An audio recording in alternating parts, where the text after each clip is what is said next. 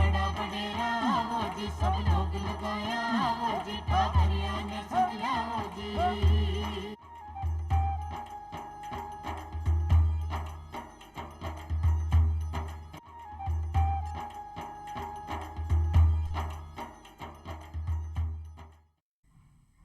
ग्रामीण बहनों और भाइयों, राम राम। बहनों और भाइयों, एक जमानो हो जब आपा खेती करया करता तो आपने कन जिसो बीज होतो और जिसी खाद होती बीसी आपा खेती में दे दिया करता। यानी बरसात हुई तो पहली कोई खेती की तैयारी कौन करता, जिसो खेत पड़े हो भी बीज डाल दिया करता। खाद को अपन ज्ञान को नहीं हो, अगर कोई थोड़ी बहुत होती तो वह भी डाल दिया करता। जमाने ने करवट ली, जमानो बदलो, विज्ञान थोड़ी प्रोग्रेस करी तो रासायनिक खाद आई। बा रासायनिक खाद आपा दे दे के ये अपनी खेती बिल्कुल ख़राब कर ली। फिर भी के साथ में परिवर्तन आयो, यानी जैविक खादी, वर्मी कंपोस्ट खाद, इको कॉन्सेप्ट आयो तो भी आपने ज़मीन ने थोड़ी सी सुधारी, अच्छी बनाई, उत्पादकता बढ़ाई। आ तमाम आ चीज़ें आई तो आ चीज़ों की जानकारी लेके वर्मी कंपोस्ट खाद कहीं बनाई जा, इसकी उपयोगिता की है, इसकी जानकारी लेके आज अपनी चौपाल में पधारा ही श्री सुरेंद्र कुमार जी यादव। आप सीनियर अनुसंधान अधिकारी अध्यक्षता हैं और उदयपुर में कार्यरत है। यादव साहब, आपको चौपाल में बहुत बहुत स्वागत है साहब। यादव साहब, जब मैं जिक्र करियो का वर्मी कंपोस्ट खाद आ कहीं तैयार हुआ है, इसकी बात तो आप बाद में करांगा। पहले अपन किसान भाइयों आप बताइए क्या वर्मी कंपोस्ट खाद है क्या चीज़, इसकी तमाम जानकारी देनी। किसान भाइयों, वर्मी कंपोस्ट खाद एक ऐसी खाद है जिसका उपयोग करके हम अपनी खेती को बहुत अच्छे से मुनाफे के अंदर लेके जा सकते हैं। वर्मी कंपोस्ट खाद केंचुए के द्वारा तैयार की जाती है। जो पहले के टाइम में जो हम गोबर को सीधा खड्डों के अंदर डालकर खाद बनाते थे, उस खाद की सबसे प्रमुख समस्या आई थी कि उसमें दीमक लग जाती थी। और वर्मी कंपोस्ट जब हम बनाते हैं, इसकी बेड बनाकर जब उसमें केंचुए छोड़े जाते हैं, केंचुए उसको खाकर खाद बनाते हैं तो बिल्कुल डिकम्पोज, बिल्कुल उसको सड़ा देते हैं और अच्छी गुणवत्ता की खाद बनती है। उसको खेत में डालने से दीमक नहीं लगती है। यादव साहब, दीमक कौन लागे, पर आज की वर्मी कंपोस्ट खाद है बा बनाई के तरीके सुझाए, यानी भी को पूरो तरीको कठे सु के चीज़ लावांगा आपा, कठों के चीज़ लावांगा और के तरीके से बनाऊंगा, पूरो तरीको अगर आप किसान भाइयों ने समझा दें तो वह अपनी चीज़ को लाभ ले लें। वर्मी कंपोस्ट खाद किस प्रकार से बनाई जाती है, इसके लिए 2-3 सावधानियां आपको बहुत अच्छे से ध्यान रखनी है। सबसे पहली सावधानी है छाया। वर्मी कंपोस्ट बनाने के लिए छाया आप किसी भी ग्रीन नेट से छाया कर सकते हैं, ऊपर जो तिरपाल है वो ऊपर तान सकते हैं।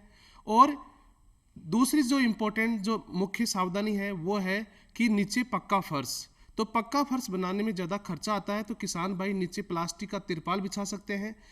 इसका मुख्य लाभ ये होता है कि जो हम 2 महीना लगातार उस खाद पे पानी का छिड़काव करेंगे, उससे उसके जो पोषक तत्व है वो ज़मीन के अंदर नहीं जाएंगे।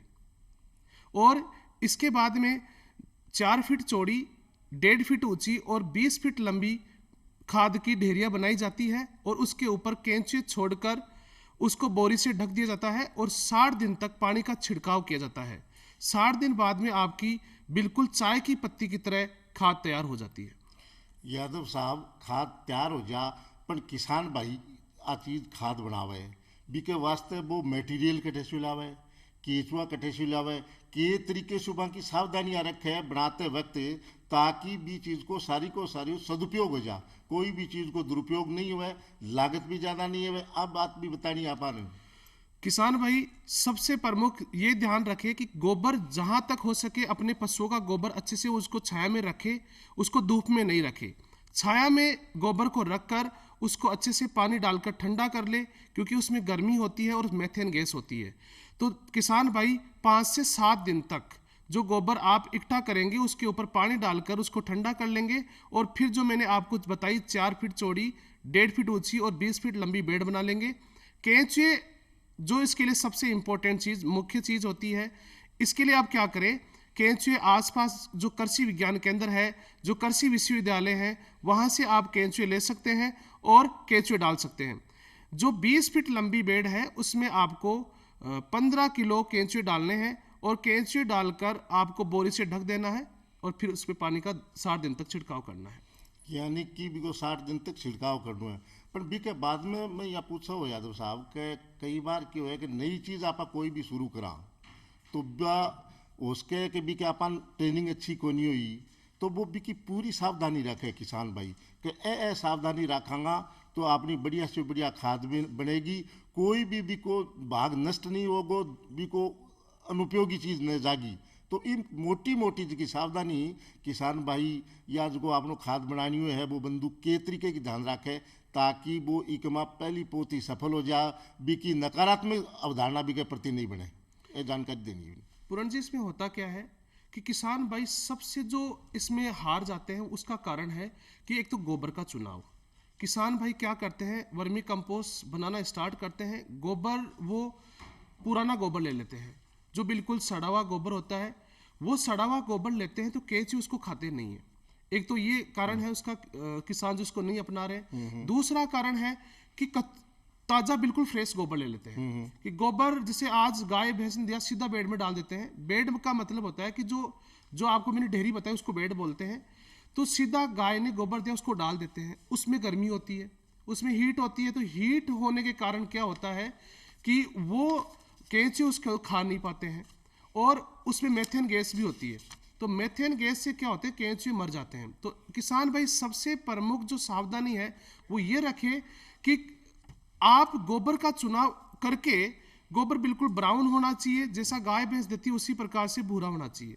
उस गोबर को छायादार पेड़ में आप एक जगह इकट्ठा कर ले और लगातार उसमें 7 से 8 दिन तक पानी का छिड़काव करें।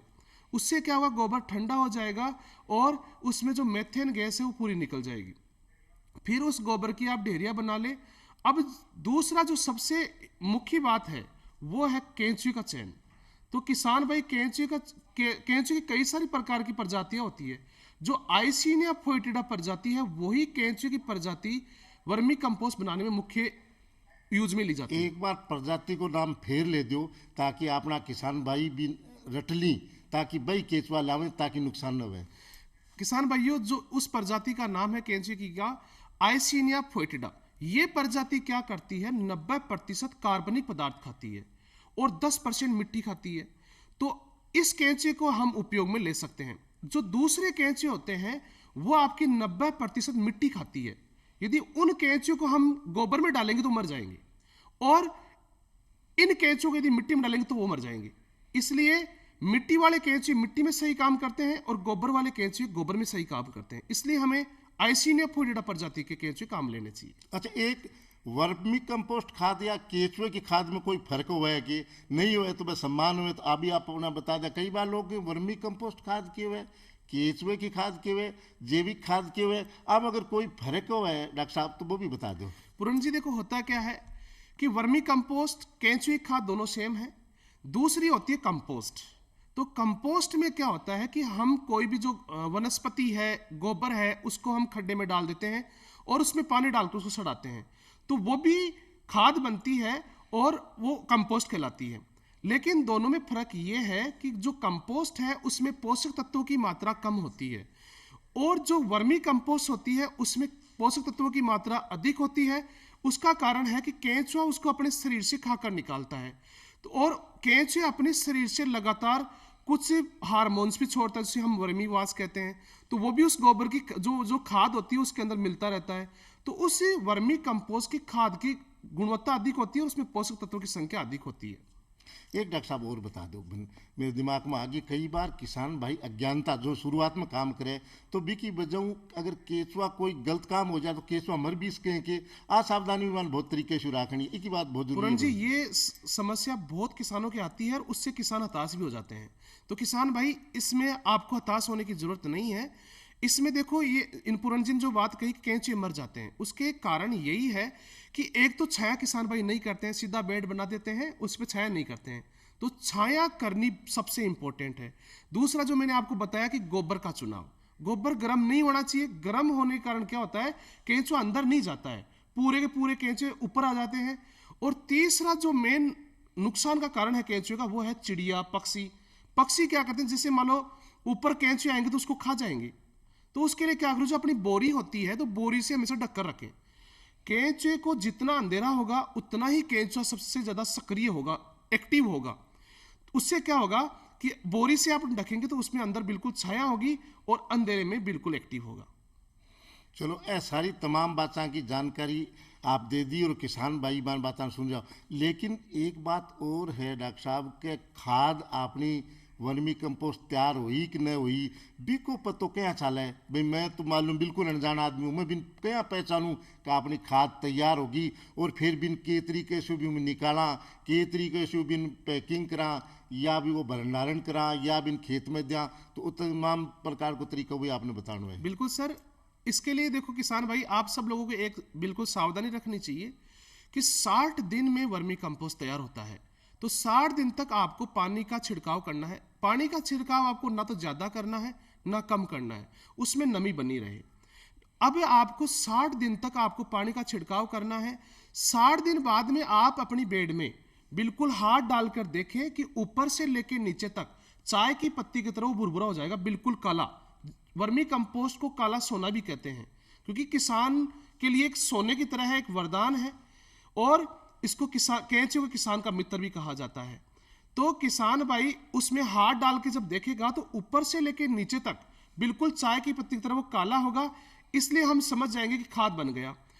जब आपको इस प्रकार से ऊपर से नीचे बिल्कुल काला दिखाई दे तो आप पानी देना, छिड़काव करना बंद कर दे। इससे क्या होगा, 5 दिन के अंदर अंदर क्या होगा कि वो केंचुए नमी की तलाश में पेंदे की तरफ जाएंगे और ऊपर से खाद में केंचुए नहीं रहेंगे। तो ऊपर से किसान भाई बेड से ऊपर से खाद को धीरे धीरे करके, जैसे आज 2 सेंटीमीटर ऊपर से खाद हटा लिया, 2 सेंटीमीटर कल हटा लिया, इस प्रकार से करते करते खाद को साइड में हटा लेगा। फिर बिन खाद ने काटनी पड़े या छाननी पड़े या बिको भी तरीकों के हो बी की आप अगर जानकारी दे दें तो बिको भी सदुपयोग करें भी ठीक। पूरन जी, इसके लिए देखो आपने जो बात कही उसमें किसान भाई क्या करते हैं, जो बेड के ऊपर से जो खाद को उतार लिया जाता है उसको फिर जो अपना बजरी छलने वाला जो चलनी होती है उसके अंदर आप किसान भाई उसमें उस खाद को छाने तो बिल्कुल चाय की पत्ती की तरह दानादार होगा। जब उस खाद को हम फसल में डालेंगे तो आप समझ सकते हैं कि वो काला सोना है, फसल के लिए एक वरदान होगा और फसल की वृद्धि बहुत अच्छी होगी। डॉक्टर साहब, आप खेती बाड़ी पर, जैविक खाद पर, वर्मी कंपोस्ट खाद पर इतनी पढ़ाई करी है, तो अब मैं बात करूं कि जब आप किसान भाइयों बीच में व्यवस्था खराब कर ली रासायनिक खाद दे दे की, खेता की उर्वरकता शक्ति खत्म होगी, अब उर्वरकता शक्ति वापस बढ़ जा तो बी के वास्ते बन के और करना चाहिए, मतलब खेत की उपयोगिता अच्छी तरह से हो, उपजाऊपन अच्छी तरह से आवे, तो वो और क्या चीज़ की ध्यान रखें। पुरन जी, बात ऐसी है इसमें कि 1947 में हमारे देश में आधा किलो यूरिया डीपी किसान भाई प्रति हेक्टर यूज करता था, उपयोग करता था, जो आज बढ़कर 144 किलो हो गया है।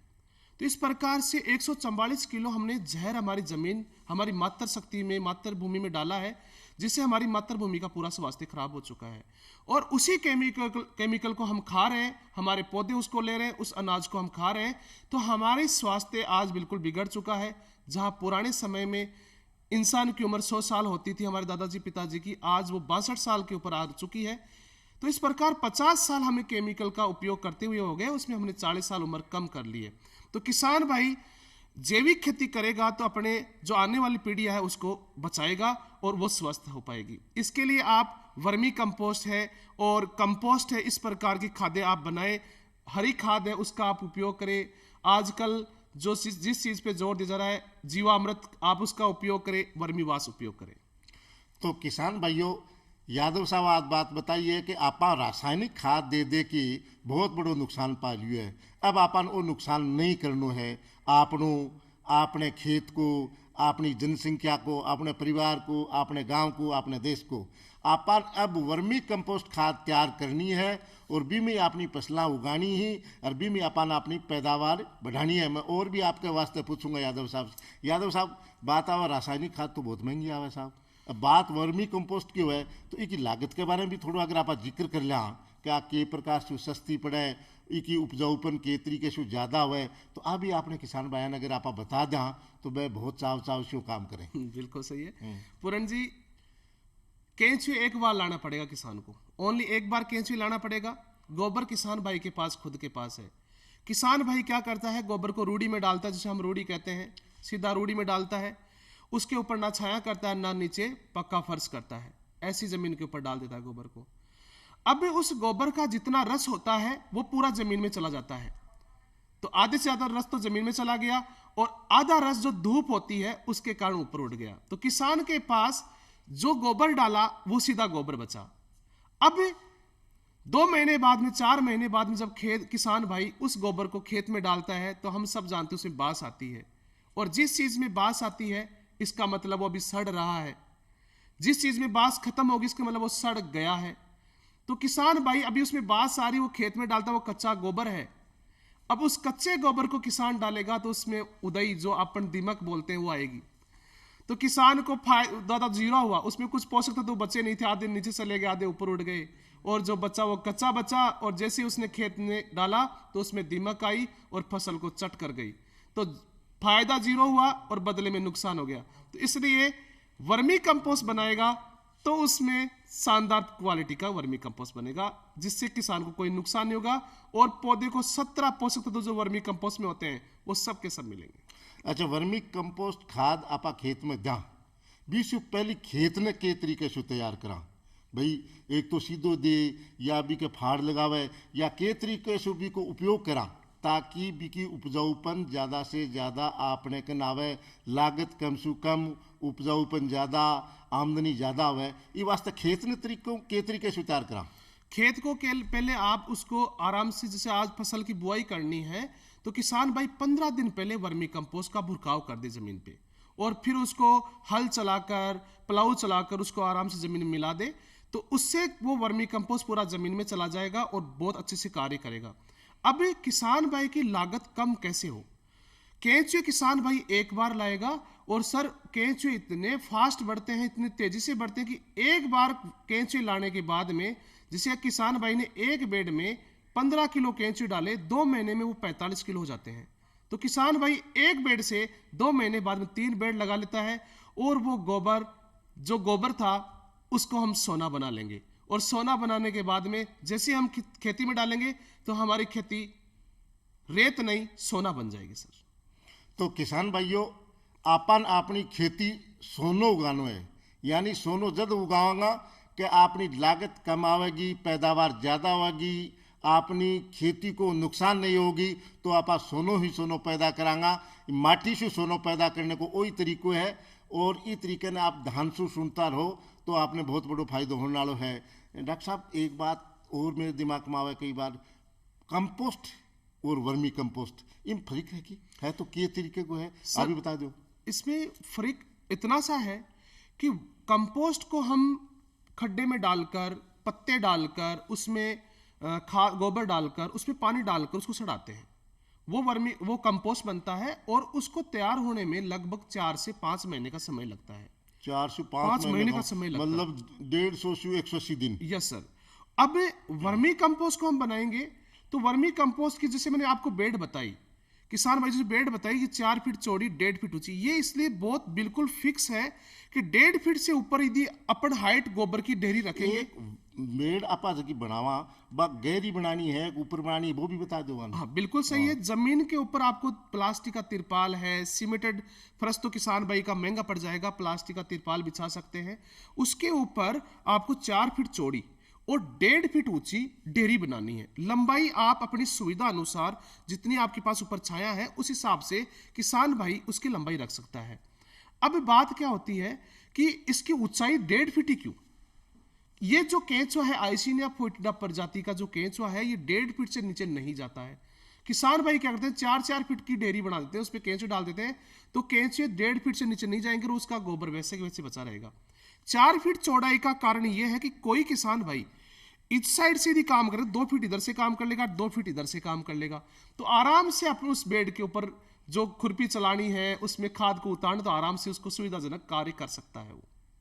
अच्छा, आपने वर्मी कंपोस्ट किसान भाई बनाने लग गया, इन व्यवसाय के रूप में आप मानना कि वो आपके खेत के भी काम ले ले, आपकी फसल में पूरी दे दे, और व्यवसाय के रूप में थोड़ी बहुत बेच भी ले, ज़्यादा भी बेच ले, तो फायदो ही हुआ है, नुकसान तो हुआ को नहीं। इन भी के करियो जास के एक जानकारी दे दो। सर इसमें पूरन जी बात ऐसी है कि आजकल जो युवाओं को जो बेरोजगारी का सामना करना पड़ रहा है, आज जितने भी युवा लोग हैं इस खेती की तरफ बढ़ रहे हैं, जैविक खेती की तरफ, और इसको एक व्यवसाय के रूप में अपना रहे हैं। वर्मी कंपोस्ट में इन्वेस्टमेंट बहुत जीरो है, मतलब बहुत कम इन्वेस्टमेंट से स्टार्ट करना पड़ता है, लेकिन इसका फायदा आने वाला टाइम बहुत ज़्यादा होगा। और आने वाला जो टाइम है, समय है, वो जैविक खेती का है। आज हर व्यक्ति समझ गया कि जैविक खेती का क्या फायदा है। अब ये व्यवसाय किस प्रकार से करें? किसान भाई जो व्यवसाय करना चाहते हैं वो 5-10 बेड से स्टार्ट करें। आपको मैंने अभी जस्ट बताया कि केंचुए एक बार लाने पड़ते हैं और केंचुए 3 गुना बढ़ते हैं 2 महीने में। तो कोई किसान भाई यदि 5 बेड लगाता है तो 5 बेड से 15 बेड 2 महीने बाद में लगा सकता है, और 4 महीने बाद में उसी 15 बेड से किसान भाई 45 बेड लगा सकता है। तो अब 45 बेड लगने के बाद में धीरे धीरे अपनी बेडों की संख्या बढ़ाएं। उसके बाद में आप वर्मी कल्चर को दूसरे किसान भाइयों को दे सकते हैं, वर्मी कंपोस्ट का आप दूसरे किसानों को बेच सकते हैं। तो इस प्रकार से ये एक बिजनेस भी आने वाले युवाओं और किसानों के लिए बहुत अच्छा अवसर है कि इसको व्यवसायिक रूप में प्रारंभ हो जाएगा। तो किसान भाइयों जय डॉक्टर साहब बताइए कि केंचुआ किसान को हमेशा मित्र हो और है और रहेगो। ई वास्ते केंचुअन भी थोड़ो संभाल के रखनो भी की बढ़ोतरी होवे, जै खेती बाड़ी में अपनी आमदनी बढ़े, भी तरीके से केंचुआ अगर बढ़ेगो तो अपनी आमदनी बढ़ती जाएगी। एक बात बहुत अच्छी आप बताइए कि गाँव को जो पलायन है वो शहरा की तरफ हो रही है, और थोड़ो सो आदमी खेती से मुंह मोड़तो जा रही है। इस वास्ते मुंह नहीं मोड़ना है, नया तरीका ही, कम लागत का तरीका अपन खेती में लगाना ही, और खेती हमेशा करनी है। क्यों डॉक्टर साहब? एक जो गांव की यूथ है, युवा है, वो शहरा की तरफ आ रही है, अठे ने आकर के वापस गाँव में भी वो काम करे। इको भी तरीको बता दो, इसके लिए भी फायदो बता दो ताकि वे गाँव में जमे आ रहे। देखो जितने भी युवा भाई है वो इसको बिजनेस के रूप में, व्यवसाय के रूप में अपनाएंगे तो इससे काफी अच्छा मुनाफा मिलेगा, और अपने गांव के अंदर जो मजदूर है, जो अपने गरीब किसान भाई है, उनको एक रोजगार भी मिलेगा। तो इससे में अपना जॉब, दूसरों के लिए क्रिएटिविटी का काम हो गया, वो दूसरों के लिए जॉब प्रोवाइड बन रहा है, दूसरे के लिए जॉब बना रहा है, तो उसके लिए वो दुआएं देंगे। और मैं तो ये कह रहा हूं कि वर्मी कंपोस्ट आने वाले समय में एक अपने देश की, अपनी मातृभूमि की मांग है।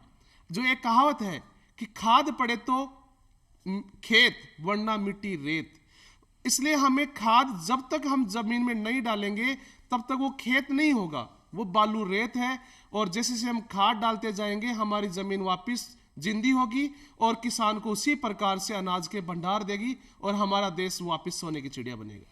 तो किसान भाइयों, डॉक्टर साहब आप बात बता दिए कि आप शहर में आकर के हवाई जहाज बना सका, आप कारखाना बना सका, लेकिन अनाज पैदा करने के वास्ते अपन खेत में जानो पड़ेगो, वो पैदा करना पड़ेगो। एक निश्चित अवधि है भी कि पैदा करने की, और वो अगर आप अच्छो पैदा करांगा, शुद्ध पैदा करांगा तो जीवन अच्छो जीवांगा। और डॉक्टर साहब एक चीज़ मेरे दिमाग में हो रहा है, वह आई है कि वर्मी वास क्या चीज़ है? पूरन जी, वर्मी कंपोस्ट से भी बहुत बेहतर है। देखो किसान भाइयों, जो केंचुआ होता है उसके शरीर से, केंचुए को भगवान ने इतनी शक्ति दी है इसलिए उसको किसान का मित्र कहा जाता है। केंचुए के शरीर से लगातार एक पीला रंग का पानी निकलता है। जब हम इसको देखने के लिए किसान भाई क्या करें कि जो पक्का फर्श है उस पर केंचुए को छोड़ दे, केंचुए को लेके जैसे जैसे केंचुआ चलेगा तो पीछे पानी की एक लकीर बन जाएगी। ये अपने शरीर से लगातार 24 घंटे पानी छोड़ता है। उसी पानी के अंदर पौधों को बढ़ाने वाली कई सारी चीजें होती है, जिसको हम वैज्ञानिक भाषा में कहते हैं हार्मोन्स, एंजाइम। तो वो जैसे ही उस पानी का पौधों पर छिड़काव करेंगे तो पौधे की वृद्धि बहुत अच्छी होगी। अब इसको निकालने का तरीका कैसे है? तो किसान भाई क्या करे कि एक मटकी ले, मटकी के पैंदे में छेद निकाल दे और उसमें 10-15 छोटे छोटे कंकड़ डाल दे। कंकड़ डालने के बाद में उसमें 1 सेंटीमीटर मोटी उस कंकड़ के ऊपर घास की परत बिछा दे, और फिर उसमें 10 किलो गोबर, जो ठंडा हो, कि गर्म होगा तो केंचुआ मर जाएगा, 10 किलो गोबर डालकर उसमें 1 किलो केंचुए छोड़ दे। अब 5 दिन तक उसको गोबर खाने दे। वो गोबर खाता रहेगा और अपने शरीर से पानी छोड़ता रहेगा, वो वास बन जाएगा, उसको गोबर सोख लेगा। अब क्या करे, 5 दिन बाद में उस मटकी में ऊपर पानी का छिड़काव करना है। उस मटकी में, तो उस मटकी में जो गोबर ने जो केंचुए के पानी को सोख रखा था वो घुलकर जो पेंदे में अपने छेद निकाल रखा है उसमें आ जाएगा नीचे, और उसको हम इकट्ठा कर लेंगे, वो वर्मी वास वाह, होगा। सोचो। अच्छा यादव साहब, आप लोग टाइम लगभग खत्म है, का फायदा बता दो 2-4। वर्मी कंपोस्ट किसान भाइयों, इसके इतने सारे फायदे कि आप जब सुनोगे तो आप आश्चर्यचकित होंगे। सबसे पहला फायदा है कि जमीन की उर्वरा शक्ति, जमीन की उर्वरा शक्ति में वर्मी कंपोस्ट डालेंगे उसमें ऑर्गेनिक कार्बन बढ़ेगा। दूसरी चीज है उसमें माइक्रोब्स, जो सूक्ष्म जीवों की संख्या बढ़ेगी। और जो सबसे मेन चीज है कि वर्मी कंपोस्ट में 17 पोषक तत्व होते हैं और यूरिया में सिर्फ 1 होती है, नाइट्रोजन, जिसको डालेंगे तो पूरी पूरी जमीन के सूक्ष्म जीव मरेंगे, और वर्मी कंपोस्ट को डालेंगे तो सूक्ष्म जीवों की संख्या अपार होगी। तो किसान भाइयों, वर्मी कंपोस्ट तैयार करो और खेती करो। यादव साहब, आपने चौपाल को टाइम लगभग 28 खत्म हुआ है, आप आया, किसानान जानकारी दी, इसके लिए आपको बहुत बहुत धन्यवाद। चला, राम राम साहब। राम राम सर, राम राम।